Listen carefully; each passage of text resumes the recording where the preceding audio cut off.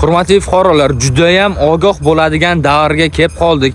Telegramdan menga juda ko'pchilik mana shu turdagi ogohlantirish xat kelyapti menga majburiy ijrodan. Muzaffar, rostdan ham ijrochilar bizga shunaqa xat yuboradimi yoki bular firibgarmi, aldanib qolmaymanmi, qarzim yo'qdi, yo qarzi bo'lsa ham shularga tashishim kerakmi degan mazmundagi murojaat bilan chiqadi. Hurmatli fuqarolar, bunaqa ogohlantirishlarning hammasi soxta. Bular ijrodan kelgani yo'q. Bularning hammasi firibgarlar tomonidan yuborilyapti. Agar ijrochilar sizda qarzdorligingiz bo'lsa, uyingizga xat yuboradi. Xat orqali ham kelmasangiz, keyin ijrochilar sizni uyingizga o'zlari keladi majburiy undiruv bo'yicha. Ungacha qarzdorligingiz bo'lmasa yoki da bo'lsa ham mana shunaqa xabarlar keladigan bo'lsa, bularga ishonib, mobil ilovasiga, linkiga, havolasiga, prilojeniyasiga kirib o'tirmang.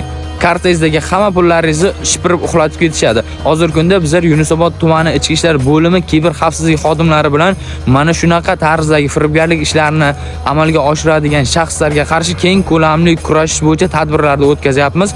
Ogoh bo'lib turinglar. Agar sizlarda mana shu tarzdagi murojaatlar bo'ladigan bo'lsa yoki shunaqagi shaxslarga aldanib qolgan bo'lsangiz, o'zingizni yashab turgan tumaningizdagi ichki ishlar bo'limiga zudlik bilan murojaat qiling va videoni tezlashtirib barcha tanishlaringizga, aka-uka, qarindosh, qo'ni-qo'shni hammasiga yuborib ogohlantirib qo'yinglar.